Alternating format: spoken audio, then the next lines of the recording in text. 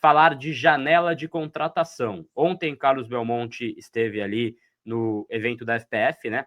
Estava ali junto aos companheiros de imprensa, e ele não quis quantificar exatamente, né, quantos ali seriam, quais, né, seriam os alvos, né, quais seriam os reforços, mas ele falou que o São Paulo deve contratar de 2 a 3 jogadores para a janela de janeiro, né? Então fica essa informação, até deixar a foto aqui do Carlos Belmonte, falou ontem, né, que ele espera que o São Paulo contrate 2 a 3 jogadores aí na janela desse mês de janeiro, que vai ser antecipada de certa forma, porque em janeiro, dia 11, já começa o Paulistão, tem Copinha também em janeiro, já começa o Campeonato Brasileiro dia 28, pode ter pré-Libertadores para o São Paulo, então vai ter que contratar, né, até um pouco antes aí, já vai ser, de certa forma, antecipada essa janela de contratações. 3 contratações pontuais, ele não quis falar quais seriam as posições.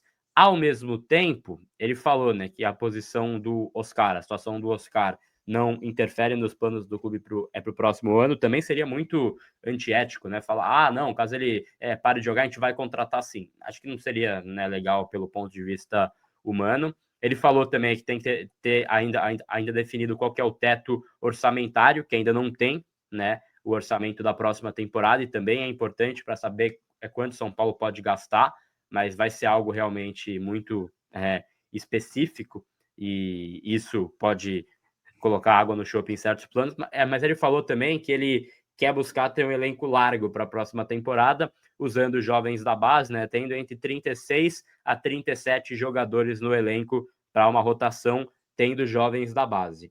Eu acho que vai ser uma janela muito importante para o São Paulo. Agora, eu falei aqui na última live e falo de novo. Eu, particularmente, tenho dúvidas de quem vai fazer essa janela, Fê, porque o Rui Costa pode sair para o Grêmio, e eu não vejo o Carlos Belmonte em ano eleitoral tendo possibilidade dele sair do outro lado, entre aspas, né? Sair contra o Júlio. Algo me diz que, cara, vai ser difícil ele ficar muito tempo nesse cargo em 26, né?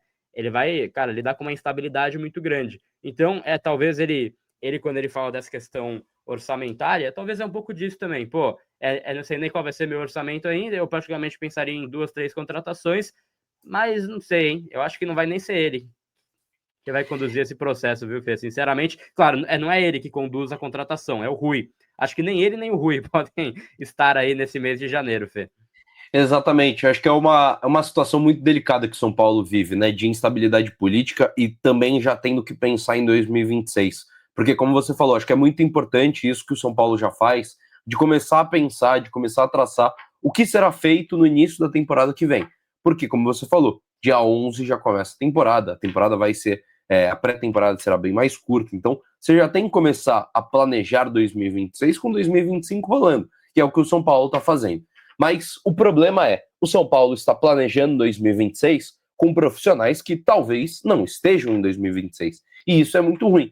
Por mais que a comissão técnica vá ficar para 2026, essa base de quem escolhe contratação vá ficar para 2026, os profissionais que conduzem, que vão atrás dos atletas, talvez não sejam eles em 2026. Isso é muito ruim para o São Paulo, para tomar um norte, para ter as escolhas, para ter algo mais concreto do que fazer para 2026, quando os profissionais de 2025 não estão assegurados no próximo ano.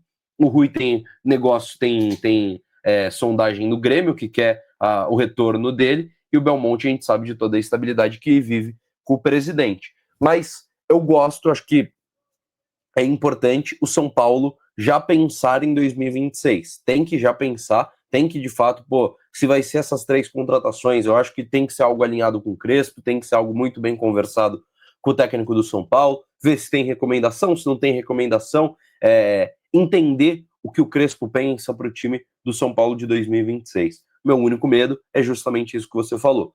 Esse processo será conduzido por profissionais que talvez não fiquem no clube.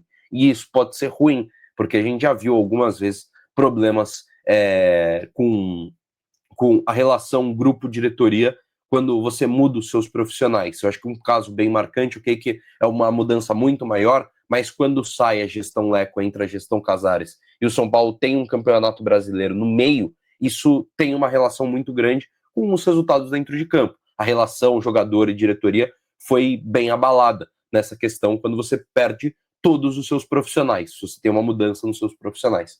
Talvez isso possa acontecer quando um cara é contratado, por exemplo, pelo Belmonte Rui Costa e chega outra pessoa para trabalhar em 2026. Meu único pé atrás é com isso. Acho que o São Paulo tem pontos positivos quando você já planeja e já vê e já pensa para 2026, mas tem que tomar cuidado, porque os profissionais que vão atrás vão ser os mesmos no ano que vem? Isso a gente não tem nenhuma certeza, Gabi. Exatamente, né? E aí também, em cima disso, Fê, queria te perguntar e quero que o chat participe. Quais posições vocês acham que o São Paulo deveria contratar? Pensando que serão 3, então, contratações, acho que serão mais, né, naturalmente, e também os alvos podem mudar, né, de acordo com quem estará no comando. Mas quais seriam as posições essenciais do ponto de vista de vocês para o São Paulo? E eu já adianto aqui, né? Tentando pensar posição por posição. Goleiro, para mim, Rafael e Yang ali tendo essa base, João Pedro também, dá mais um ano tranquilamente. A zaga dá para manter também com o que tem, né? A gente espera que tenha mais condição física aí durante o ano, mas a vinda do Tolói meio que supriu aí a urgência. Para a zaga eu não contrataria. Aí a gente vai para o meio-campo. Para mim, o São Paulo vai precisar contratar um primeiro volante para a próxima temporada, porque o Luiz Gustavo, eu não acho que ele vai continuar. E caso ele continue também, não seria o cara para ser titular. E eu tentaria vender o Pablo Maia nessa janela como última forma, porque acho que é a última janela. Acho que a chance de uma grande venda do Maia já passou. Mas para tentar arranjar uma grana no Maia, para mim seria nessa janela. E eu acho que ele caiu bastante o rendimento também. O Maia é um cara que eu pensaria em venda e aí contrataria um cara para jogar como primeiro volante. De segundo volante tem Bobadilla, Marcos Antônio ali, acho que dá para levar. E aí entra para mim a segunda lacuna, meio armador. Apesar do Oscar, cara, da situação ali, acho que ele vai parar de jogar, então já abre uma situação, né, na folha naturalmente, mas ainda que ele continuasse, eu cara, contrataria mais um. Acho que faz sentido você ter esse meia mais criativo para o seu planejamento, e isso é algo que o São Paulo sofre na temporada. Tem o Rodriguinho também, mas esse acho que não fica muito tempo, tudo mais. Então, um meia mais criativo. E aí, cara, do meio para frente, você tenta achar algumas alternativas, né? Na ala esquerda, você tem Enzo, Wendel e Patrick. O Wendel é um cara que, assim, quando ele joga, ele não vai mal, mas ele não tem constância física nenhuma, né? Então tem que ser avaliado. Patrick, para mim, empréstimo. Eu não insistiria. Na direita, você tem Cédric Soares, Mailton e Mike. Acho que dá para você manter com essa base dos três. O Mike tem muito ainda a evoluir, Mailton também tem que apresentar futebol, né? Chegou e não jogou nada até agora e tem que apresentar o futebol. E aí, para esse ataque da próxima temporada, para essa dupla, eu também contrataria mais um cara, Felipão. Cara, vai ter a volta do Caleri, vai ter a volta do André, eles são caras de área, vai ter o próprio Rian Francisco, mas para ter um jogador, sai Rigoni, por exemplo, sai Juan de Neno, vai sair ali movimentações, tem um cara mais móvel de área, não centroavante, mas um segundo atacante mais móvel ali para sair do banco, seriam as minhas prioridades. Quais seriam as suas, Fê? Eu acho que tem alguns nomes, né, algumas posições, algumas lacunas no elenco do São Paulo. Eu acho que o camisa 5 talvez seja a maior delas, porque como você falou, talvez, ou não, com a aposentadoria do Luiz Gustavo, por mais que eu, hoje, mesmo se renove, eu prefiro o Luiz Gustavo jogando atrás do que como meia, porque por questão física, por tá um pouco mais lento, mas é um cara alto, tem boa saída de bola, prefiro jogando ele na zaga. Precisa de um camisa 5. Camisa 8, para mim, tá muito bem servido. Marcos Antônio, Bobadilla e Alisson, tá ótimo. Um camisa 10 é bem necessário. São Paulo tem hoje Oscar e Rodriguinho. O Rodriguinho a gente sabe que é um potencial de venda para o São Paulo, na situação que vive atual, é um potencial a ser vendido. E o Oscar a gente não sabe como será essa determinação. Então, camisa 5 e um camisa 10. Você falou de um atacante mais móvel. Eu seguraria essa grana, porque para mim, os 6 primeiros meses, assim que o Rian Francisco voltar, para mim tem que ser dele. Para mim, ele tem que ter rodagem. E eu acho que talvez trazer um cara pode tirar um pouco do espaço do Rian Francisco. Se agora, dia 12 de novembro, a gente falar que a gente vai trazer um atacante que não vai tirar o espaço do Rian, aí ok. Mas eu tenho um pouco de medo disso. Eu talvez iria num ala pela direita. Não sei como o Cédric vai para a temporada que vem. O Mailton eu acho um jogador abaixo. Talvez para disputar posição com o Mike, ou um cara para maturar o Mike. Acho que pode ser interessante, Gabi. Pode ser também, pode ser. Assim, a situação do Mailton, né? Acho que é só importante a gente segurar o diagnóstico também. Ele chegou numa temporada correndo, né? Aquela situação toda, chegou no meio do fogo cruzado, não tá bem, de fato não tá bem. Agora, eu tinha uma outra impressão do que seria o Mailton, né? É claro que jogar na Chapecoense e no São Paulo é totalmente diferente, mas ele tinha me deixado uma boa impressão na Chape, justamente. Então, eu acho que seria algo para a gente também ter uma certa calma com a pré-temporada. Acho que é mais assim uma questão do Mailton de ter. Cara, tipo, eu sei que isso é ruim falar, né? Porque a gente sempre estimula a autoconfiança do jogador, né? A gente sempre fala, pô, o cara tem que estar confiante, ele tem que jogar de cabeça erguida, mas não achar que ele vai conseguir resolver o jogo sozinho, né? Isso é algo que acabou incomodando parte da torcida e eu me incluo nessa parte.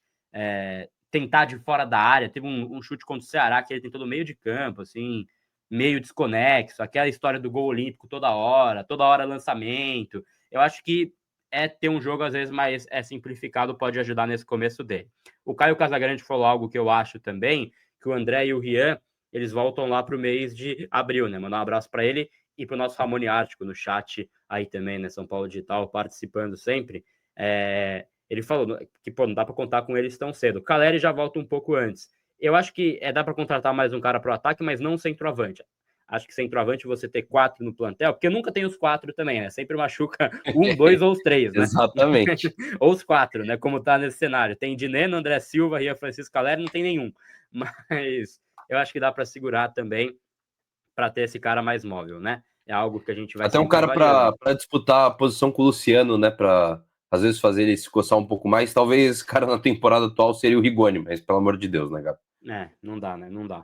Rigoni, Edineno, não dá, não dá. Hoje, o próprio Tapia também, que eu acho bom reserva, acho brigador tal, mas também tem uma limitação É técnica abaixo. muito clara, né? Precisaria ter um cara mais forte ali. E aí, pro meio, que o pessoal falou, teria o Negruti, né? Que eu tinha comentado o primeiro volante, teria o Negruti de fato. O Luan, eu acho que não dá mais, Felipão. Tem uma história bonita com São Paulo. Agora, ele não consegue recuperar fisicamente também, né? Depois de um longo período, ele conseguiu voltar a ter o seu espaço ali, treinando separado. De repente, ele machuca de novo, fica mais 2 meses fora tal. É difícil contar com ele também, né? Eu torci muito pelo Luan nessa volta, cara. Eu achei, inclusive, que ele já tinha acabado a sua história no São Paulo. Foi bem bonito ver ele, pô, conseguindo entrar em campo em alguns jogos. Foi até capitão em um jogo que o São Paulo preservou algum dos seus titulares. Então foi bem bonito ver essa passagem, mas está muito difícil, cara. Ele não consegue manter a forma física, ele não consegue se manter em alto nível.